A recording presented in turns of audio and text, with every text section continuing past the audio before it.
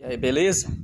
Eu tenho visto fala das pessoas que defendem esse governo federal atual, falando que melhorou muitas coisas, o preço que antes, no governo passado, por essa época,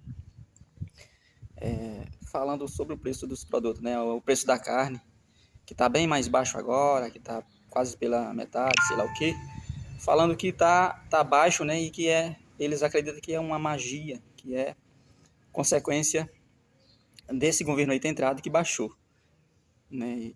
Eles não entendem que uma produção ela tem um período de início e tem depois a colheita, a produção. Então, é, um boi, o gado bovino, ele até ficar adulto é 2 anos.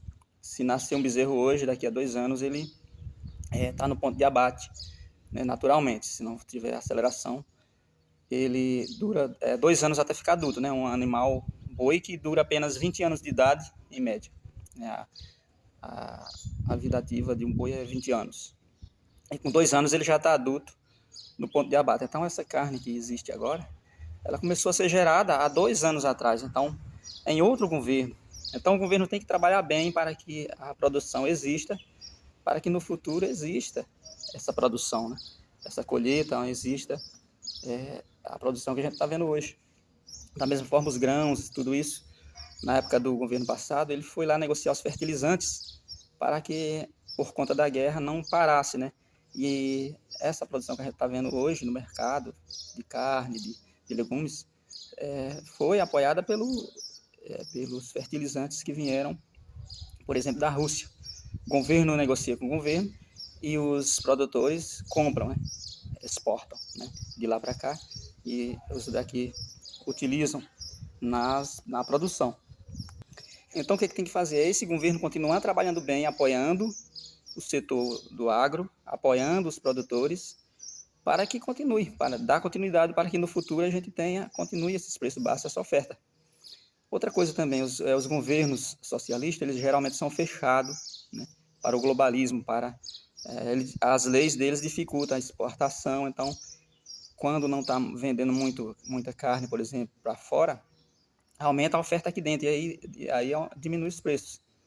Mas faz isso, é bom para os brasileiros no primeiro momento, mas dificulta em outras relações, em outros comércios, né, em outras vendas, que talvez as pessoas podem,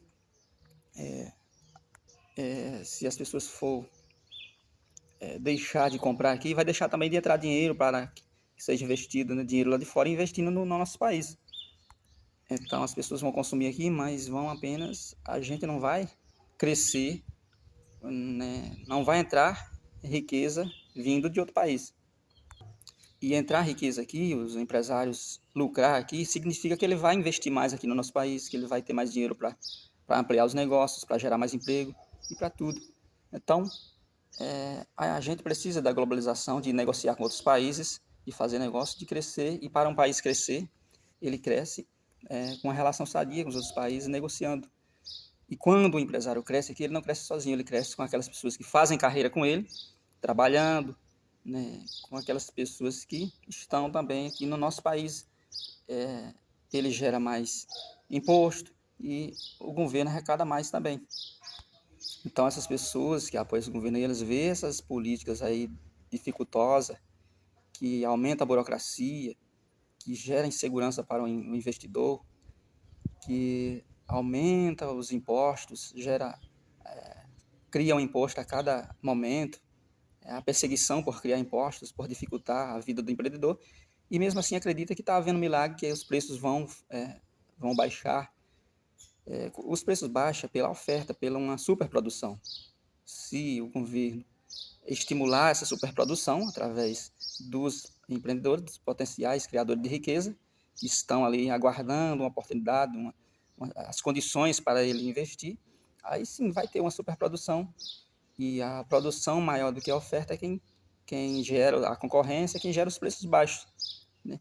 Então, esses preços baixos que a gente está vendo aí pode ser por esse motivo, por esse fator de que teve uma produção, ainda que com dificuldade, durante a pandemia, durante esses períodos aí passado, né? Mas teve uma produção porque tinha um governo que que estimulava as pessoas a cada um, vamos trabalhar, vamos correr atrás, vamos se esforçar, porque quem está em condições de trabalhar tem que produzir, porque a economia é todo dia, a gente não pode parar. E aí a gente está tendo os resultados, a colheita, as consequências hoje. Da mesma forma, esse governo tem que continuar apoiando a produção, sendo favorável para quem constrói alguma coisa e não apenas para quem consome, porque se as pessoas só consomem, só gastam e não produzem nada, elas vão levar o país para a miséria, como fez a Argentina, Cuba, Venezuela e esses outros países aí.